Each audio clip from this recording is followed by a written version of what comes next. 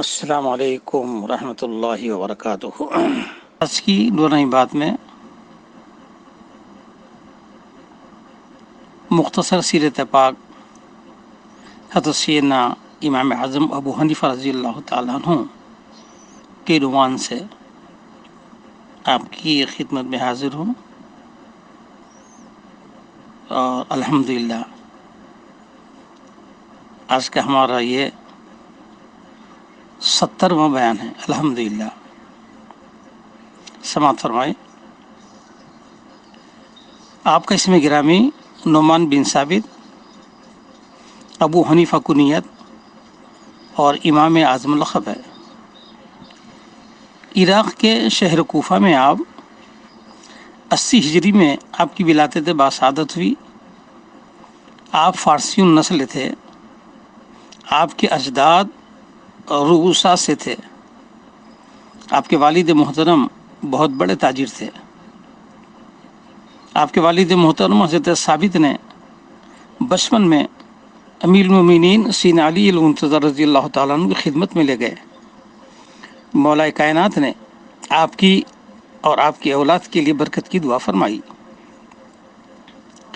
حضرت امام شعبی رضی اللہ عنہ فرماتے ہیں کہ آپ کو سب سے پہلے تحصیل علم کی رغبت آپ ہی نے دلائی، اور آپ حضرت حماد بن زید رضی اللہ تعالیٰ عنہ جو کوفے کے مشہور امام اور استاد وقت ہے، اور حضرت انس رضی اللہ تعالیٰ عنہ جو حضور نبی کریم صلی اللہ علیہ وسلم کے خادم خاص تھے، ان سے حدیث پاک سنی۔ چنانچہ حضرت امام اعظم ابو حنیفہ رضی اللہ تعالیٰ عنہ فرماتے ہیں کہ میں 10 برس کا تھا کہ حضرت حماد رضی اللہ تعالیٰ عنہ کے درس میں حاضر ہوتا رہا۔ پھر خیال ہوا کہ اب خود درس و تعلیم کا سلسلہ قائم کروں، لیکن استاد محترم کا عدم مانے تھا۔ پھر میں نے عہد کر لیا کہ جب تک کہ حضرت حماد رضی اللہ تعالیٰ عنہ بقید حیات رہیں گے، میں ان کی شاگردی کا تعلق کبھی نہ چھوڑوں گا۔ چنانچہ پھر حضرت حماد بن زید رضی اللہ تعالیٰ عنہ کا 120 ہجری میں وصال ہوا، تو آپ ان کے جانشین ہوئے، اور اس مسند پر 30 سال تک درس و تدریس اور افتاء کا وہ لافانی کام آپ نے انجام دیا جو آج مذہب حنفی کی بنیاد ہے۔ اس مدت میں آپ نے 83,000 قانونی مسائل مرتب فرمائے۔ سبحان اللہ۔ یوں تو آپ کے ہزاروں شاگرد ہیں، مگر ان میں 800 کی وہ تعداد خاص ہے جو دنیا کے کونے کونے میں پہنچ کر نظم ہدایت کا کام انجام دیا، اور یہی وجہ ہے کہ آپ کا مسلک دنیا اسلام کے تاریک گوشوں کو منور کرتا چلا گیا۔ آج مشرق سے لے کے مغرب تک اور شمال سے لے کر جنوب تک کروڑوں مسلمان مذہب حنفی کی پیروی کرتے ہیں۔ چنانچہ حضرت امام اعظم ابو حنیفہ رضی اللہ تعالیٰ عنہ نے ایک مرتبہ خواب دیکھا جو بظاہر بہت ہی پریشان کن تھا۔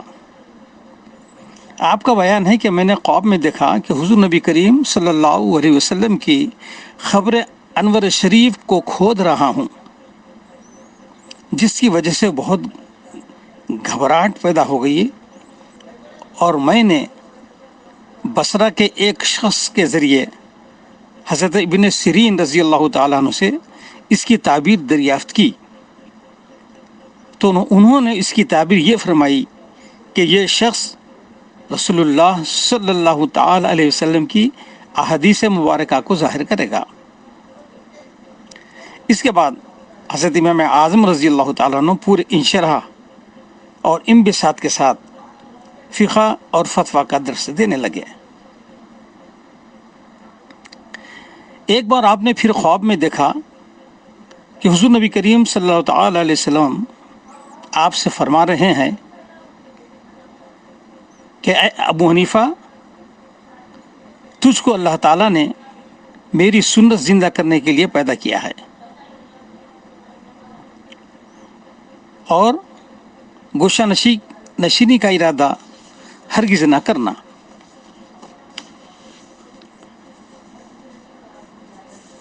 اور حضور نبی کریم صلی اللہ علیہ وسلم نے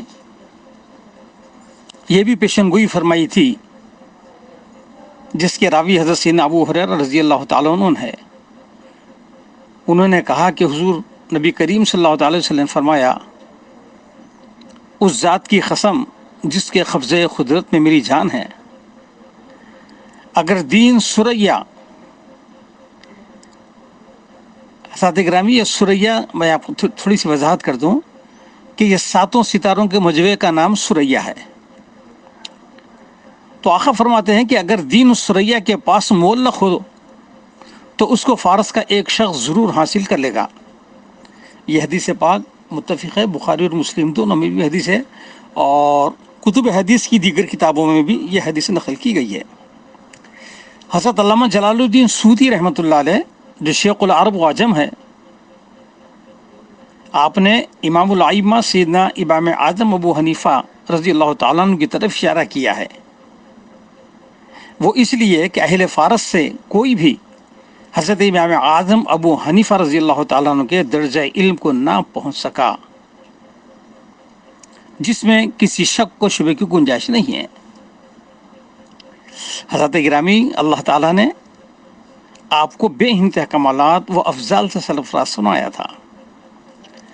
حضرت داتا گنج بخش علی حجویری رحمۃ اللہ علیہ جو تصوف کی مایہ ناز کتاب کشف المحجوب کے مصنف ہیں، اور اس کتاب کے بارے میں حضرت خواجہ نظام الدین محبوب الہی رحمۃ اللہ علیہ فرماتے ہیں کہ جس کا کوئی پیر نہیں ہے، یہ کتاب اس کو پیر کا کام دے گی۔ تو حضرت داتا گنج بخش علی حجویری رحمۃ اللہ علیہ آپ فرماتے ہیں کہ مجھے تشویش ہوئی کہ چاروں ائمہ میں سے مجھے کس کی تقلید کرنا چاہیے۔ میں اسی فکر میں سو گیا، کیا دیکھتا ہوں کہ مدینہ منورہ ہے، آقا کائنات صلی اللہ تعالی علیہ وسلم مسجد نبوی میں تشریف فرما ہے۔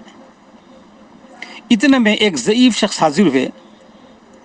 حضور نبی کریم صلی اللہ تعالی علیہ وسلم نے ان سے بہت ہی محبت اور پیار سے گفتگو فرمانے لگے۔ میں یہ دیکھ کر حیران تھا کہ آخر یہ ضعیف شخص کون ہے جس سے آقا کائنات صلی اللہ تعالی علیہ وسلم اپنی اتنی محبت و الفت کا اظہار فرما رہے ہیں۔ دلوں کا حال جاننے والے غیب داں آقا میری طرف متوجہ ہوئے اور فرمایا، علی، یہ امام اعظم ہے۔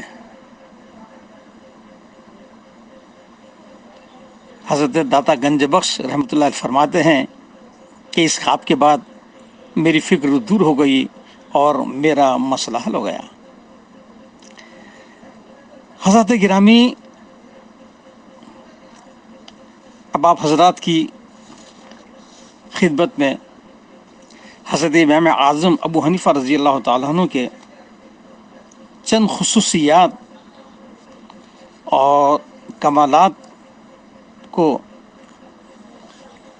پیش کر رہا ہوں، سماعت فرمائیے۔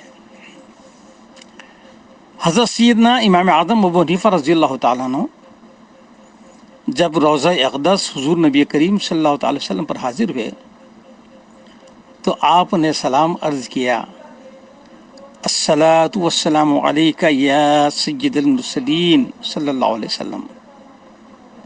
تو اندر سے جواب آیا، وعلیکم السلام یا امام المسلمین۔ سبحان اللہ۔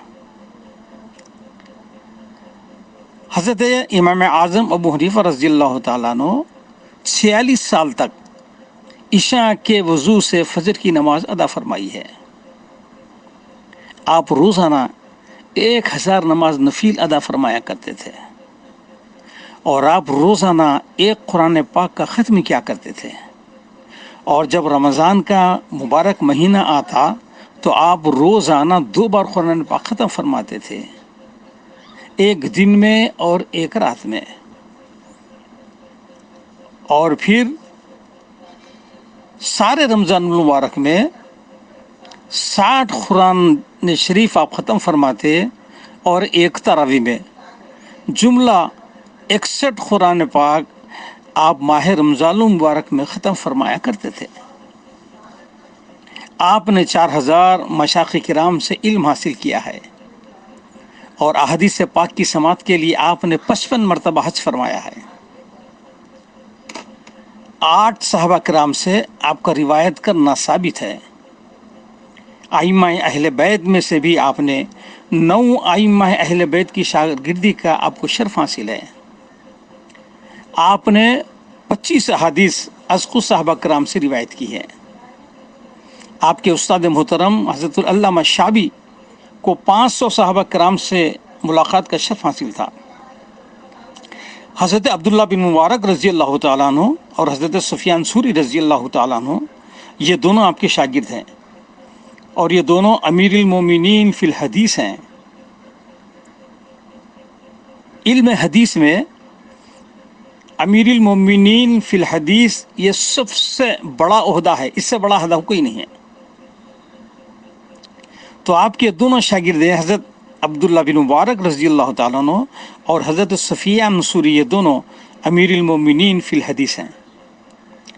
حضرت امام اعظم ابو حنیفہ رضی اللہ تعالیٰ عنہ کے شاگرد حضرت امام محمد ہیں، اور حضرت امام شافعی رضی اللہ تعالیٰ عنہ فرماتے ہیں کہ اگر امام محمد مجھے نہ ملتے تو شافعی نہ ہوتا۔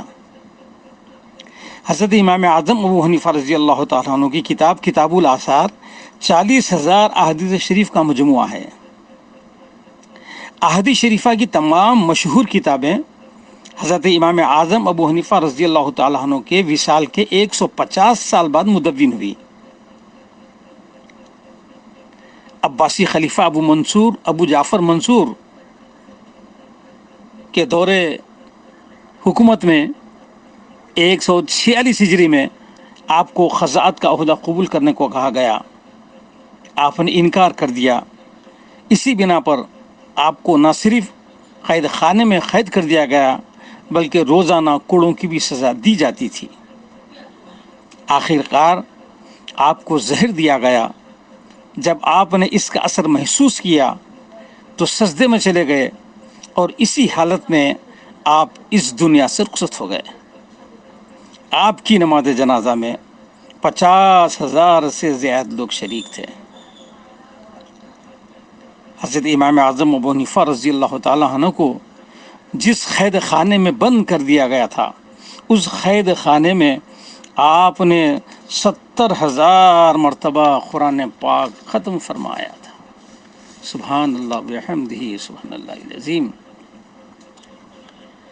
حضرت سیدنا امام اعظم ابو حنیفہ رضی اللہ تعالیٰ عنہ دل میں علم مصطفیٰ کی خیرات بانٹتے، اور رات میں مسجد کے محراب میں کھڑے ہو جاتے اور اپنی ریش مبارک پکڑ کر فرماتے کہ اے مالک و مولا، کل قیامت کے دن ابو حنیفہ اگر بخشا گیا تو وہ عجب ہوگا، کیوں کہ اس کے دامن میں کوئی نیکی نہیں ہے۔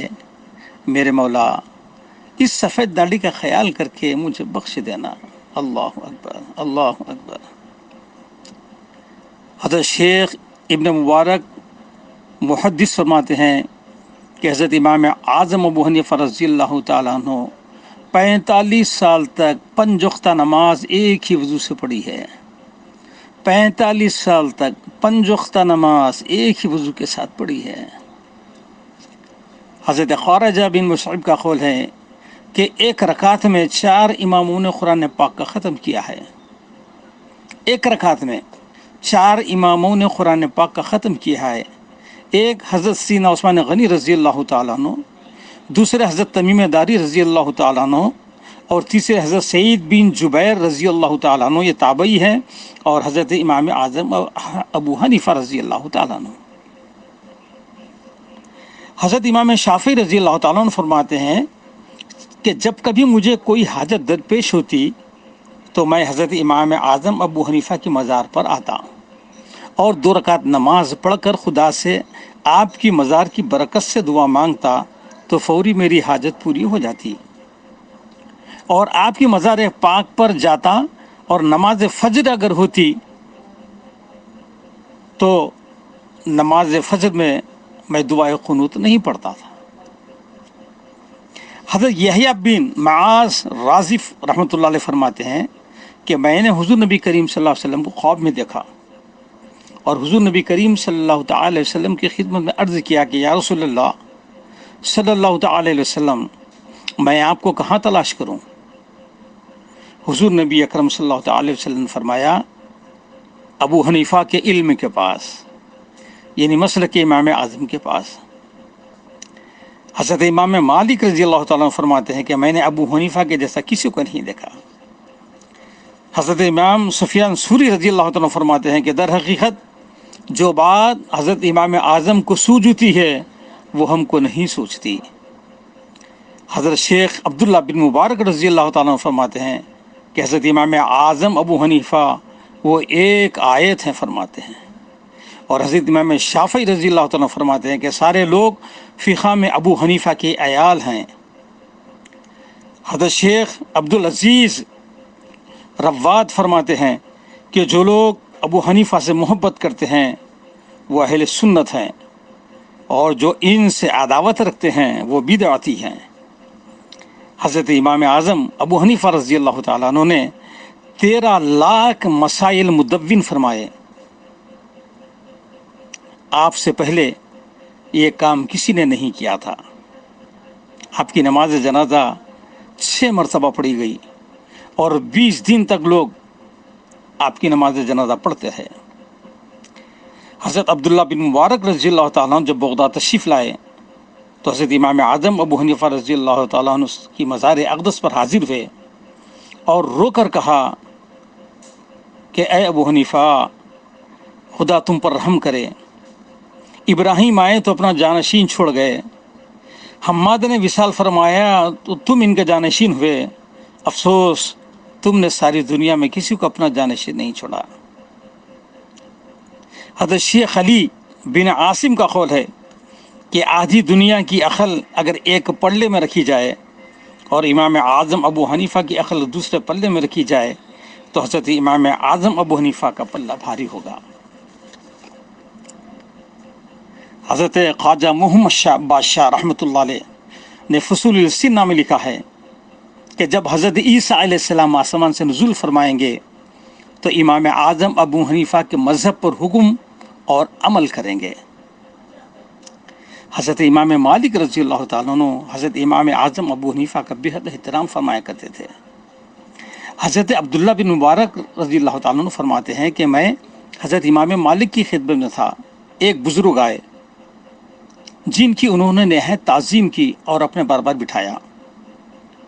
इनके जाने के बाद फरमाया, जानते हो ये कौन है? ये अबू हनीफ़ा इराक़ी थे।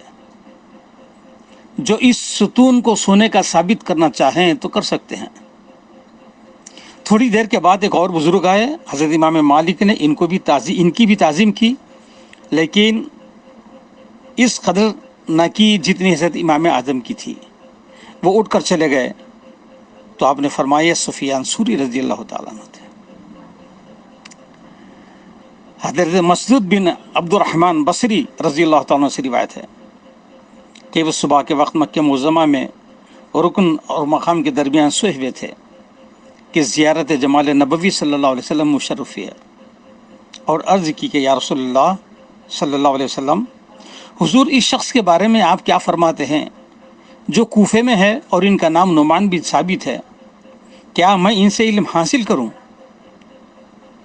हुजूर नबी करीम सल्लल्लाहु अलैहि वसल्लम का इरशाद पाक होता है, इनसे इल्म सीखो और इनके अमल जैसा अमल करो, वो बहुत अच्छा शख्स है।